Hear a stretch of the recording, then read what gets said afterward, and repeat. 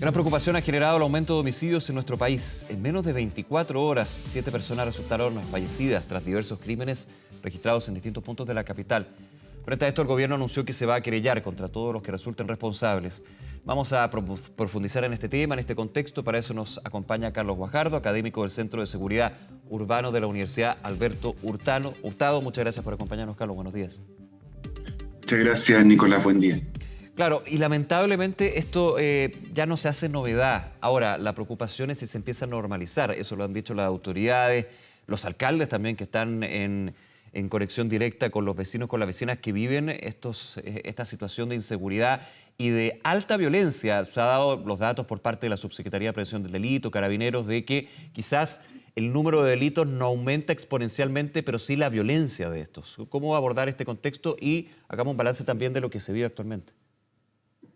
A ver, yo creo que aquí hay varios factores y en el caso específico del homicidio, me parece importante poder establecer una diferenciación en el tipo de homicidio que nosotros estamos viviendo.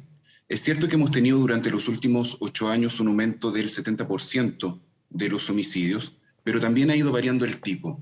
Hace 8 o 9 años atrás, el tipo de homicidio que nosotros teníamos era principalmente un homicidio que estaba caracterizado en el homicidio como fin. Estamos hablando principalmente de femicidios, de homicidios que de alguna u otra manera se vinculaban a una riña que terminaba en un homicidio y que el tipo de objeto contundente utilizado no era necesariamente un arma de fuego como lo vemos hoy día. Cuando nosotros tenemos el homicidio como un medio, nos encontramos ante un escenario distinto, en donde efectivamente nos vemos involucrados con temas de crimen organizado, con temas de tráfico de armas, y en donde la posibilidad de que la persona que ha cometido un homicidio lo vuelva a cometer, ya que es un medio para conseguir un objetivo, es mucho mayor. Claro, hay una diferencia importante, no lo habíamos abordado, el homicidio como medio, no como fin, como objetivo final, digamos, y eso es lo que se da en distintos casos. Por ejemplo, los que lamentablemente, y es terrible, se ha dado en delitos de encerronas, de portonazos que terminan con homicidio involucrado. Finalmente es un medio para alcanzar otro fin. Y esa es la diferencia con respecto a no sé si el móvil, no sé si estaría en lo correcto, pero el móvil del delito de lo que se daba años atrás, ¿no? Y ahí la diferencia que se da la percepción de la ciudadanía. Mira, tiene que ver con el móvil, como tú bien dices, pero hay una característica de cada uno de ellos, que generalmente, o en su gran mayoría, cuando el móvil es decir, cuando nosotros tenemos el homicidio como un medio para conseguir otro tipo de objetivo que también es un hecho delictual, generalmente el imputado es desconocido. A diferencia de los delitos, por ejemplo, de femicidio o una riña fuera de un bar, en donde la probabilidad de que el imputado sea conocido y tenga un proceso judicial es mucho más alta. Cuando nosotros tenemos un gran número de imputados desconocidos, genera también una percepción de impunidad en la población y esto hace que de alguna u otra forma exista una mayor percepción.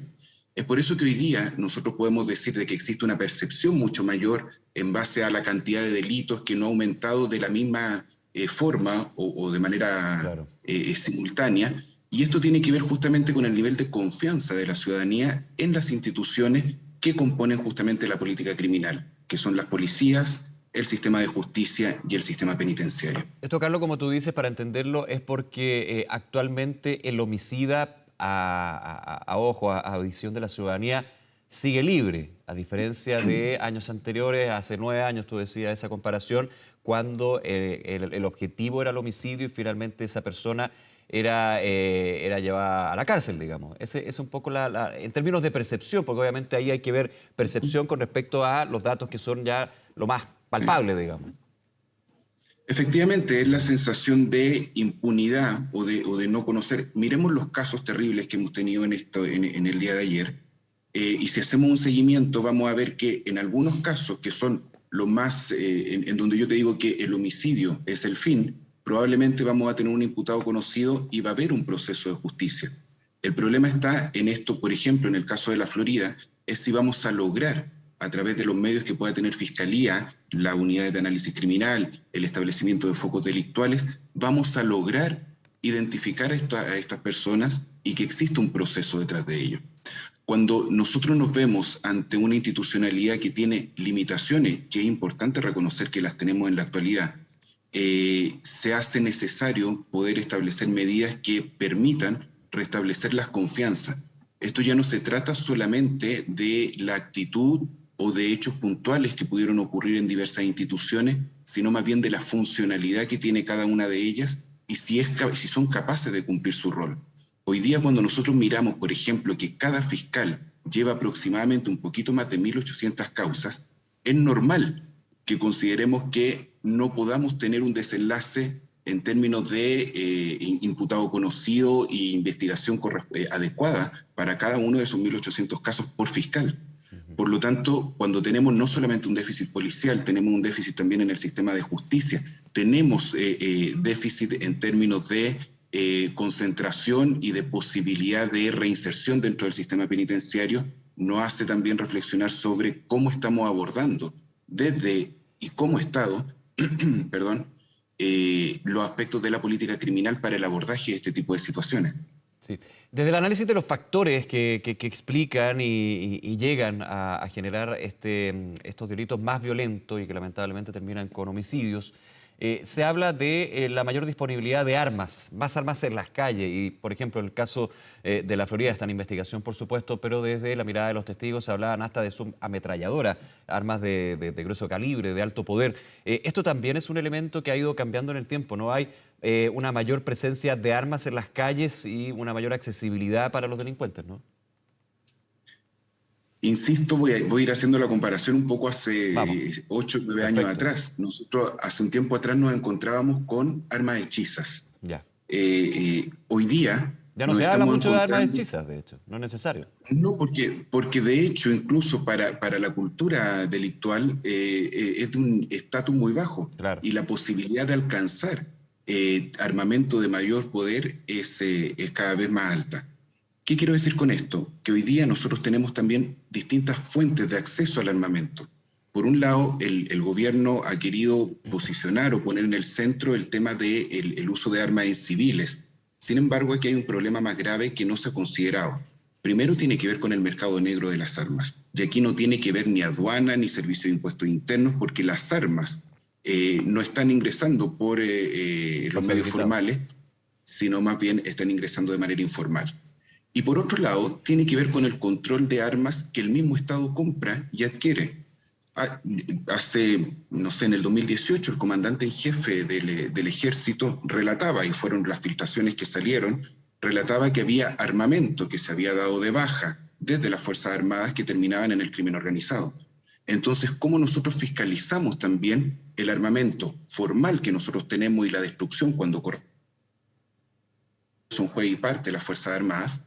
Pero también cómo abordamos el tema del ingreso de armamento por pasos irregulares.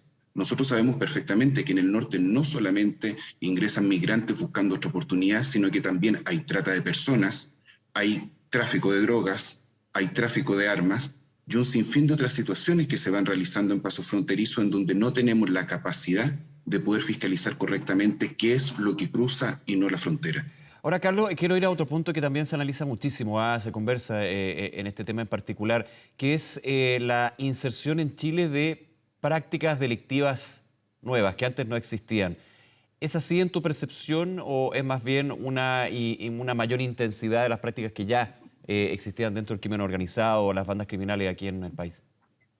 Nicolás, te pido mil disculpas, pero hubo un momento en el cual sí, se cortó. No tuve conexión. No te preocupes. Si ¿Ahí me escuchas bien? Ahora sí. Ahora sí, ya, perfecto.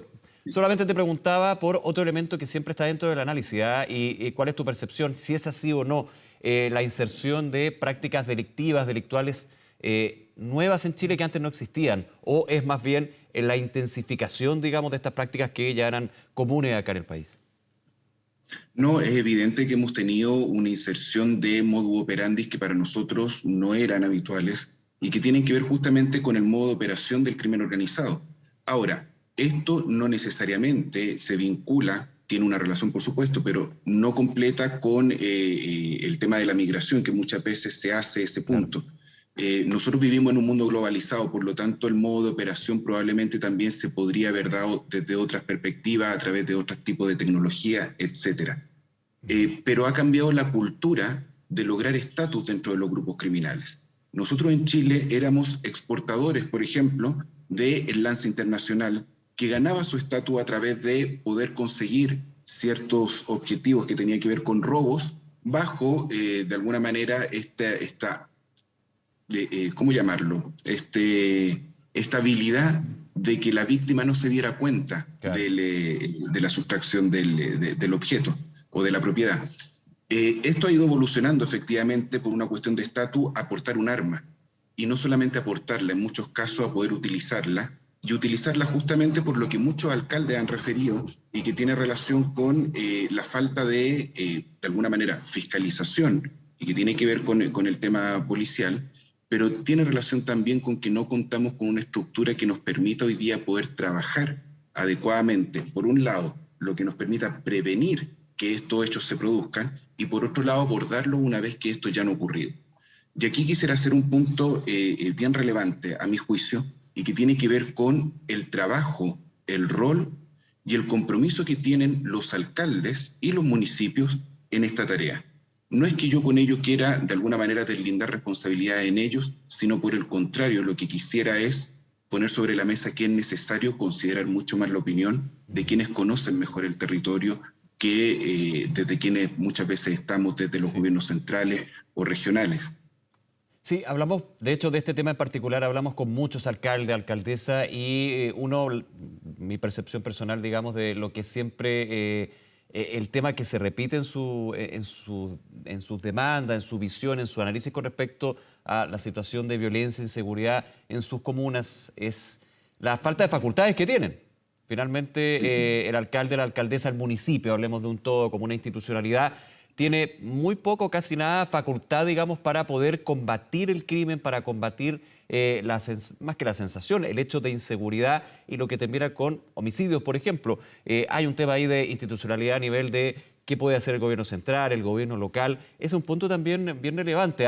Nadie dice que los alcaldes y la alcaldesa van a terminar siendo los sheriff, pero evidentemente, por lo menos desde su experiencia, están poco de mano atada y finalmente solamente pueden entregar información o de alguna manera, y aquí cierro, perdón, me alargo, pero los vecinos y vecinas van directamente al alcalde o la alcaldesa, al funcionario municipal cuando le pasa este tipo de cosas, obviamente también a las policías, pero ellos son el canal directo para lo que es, oiga, ¿cómo solucionamos esto?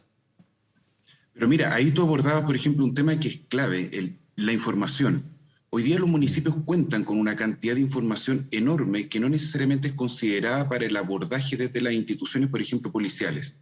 Si tú miras los STOP, que es el Sistema Táctico Operativo Policial, genera los compromisos en base exclusivamente a las denuncias que existen a la Policía de Carabineros de Chile, sin considerar una información que es riquísima, que es la que pueden tener los municipios, tanto cuantitativa como cualitativa, y por lo tanto dar mayor consideración y protagonismo a los para ir abordando estos temas, justamente porque la ciudadanía también lo que hace es acudir directamente al alcalde o alcaldesa para poder reclamar soluciones o poder de alguna manera establecer un diálogo con la institucionalidad. De hecho, Carlos, sí, y perdón que te interrumpa, y también estoy totalmente de acuerdo con tu análisis y agregar un elemento.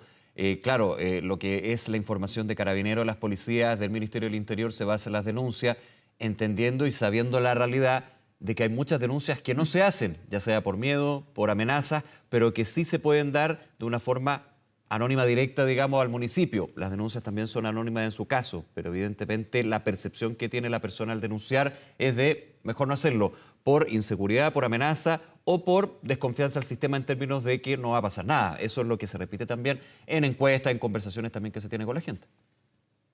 Sí, mira, y en relación con ello no quisiera dejar pasar, porque quisiera relevar algo que considero una buena práctica y que justamente tiene que ver con el trabajo municipal, con Fiscalía y con el gobierno regional.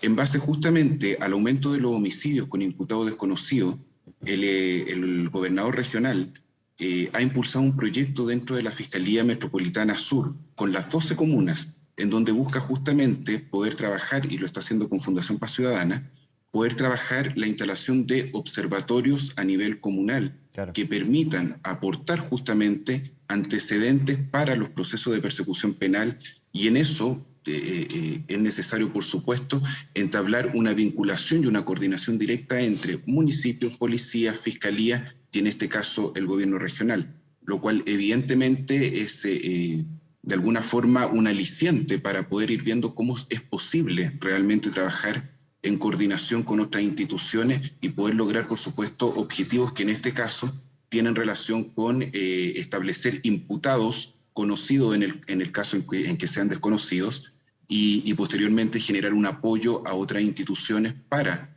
desde allí mejorar en el fondo la calidad de vida de las personas. Claro, esto de los observatorios, de hecho, lo dábamos cuenta ayer, Carlos, en una presentación que hicieron los alcaldes y alcaldesas de Las Condes, Vitacura, Lo Barnechea, sector oriente de la capital, con una espalda financiera para llevar a cabo estos observatorios, con más estructura que otros municipios, eso está claro, porque hay más recursos. No podemos entrar a discutir eso, es evidente. Y ahí te hago la pregunta. Era un muy buen convenio con el Ministerio Público justamente para eso, para entregar información, para finalmente hasta llegar a elementos probatorios que permiten llevar a la cárcel a personas que salen indemnes, impunes. Bueno, una situación que se da en las comunas del sector oriente, que parte desde los municipios, que ojalá se replicara, pero evidentemente la situación de los municipios para poder llevar a cabo estos observatorios en términos de las escalas de recursos complica. Ahí tiene que haber una definición por parte de los gobiernos regionales, como tú dices, y también del gobierno central, ¿no? Eso sería lo ideal. Claro, es decir, el ejemplo que yo te pongo del gobierno regional está trabajando con la Fiscalía Metropolitana Sur, es decir, entre los municipios, tú tienes a Macul, tú tienes a San Joaquín, etcétera. No estamos hablando de municipios con un ingreso alto, que por supuesto tienen mayores posibilidades de hacerlo. Sin embargo, esta iniciativa efectivamente lo que buscan es lo que muchas veces los alcaldes han planteado, lo que es una mayor equidad de los territorios para entregar un servicio adecuado de seguridad a la ciudadanía y un servicio equitativo de seguridad a la ciudadanía. Por lo tanto, desde allí se establece también una lógica que busca entregar mayor justicia en cuanto a un servicio que es básico. Nosotros siempre hemos considerado elementos como la salud pública o la educación pública como servicios necesarios y básicos, pero hoy día la seguridad también lo es. Y la seguridad desde su perspectiva más amplia, es decir, no solo y el control, sino también desde la prevención. Carlos Guajardo, académico del Centro de Seguridad Urbano de la Universidad Alberto Hurtado, muchas gracias por esta interesante conversación sobre este tema, Carlos. Muy buen día. Nicolás, muchas gracias. Buen día. Que te vaya muy bien.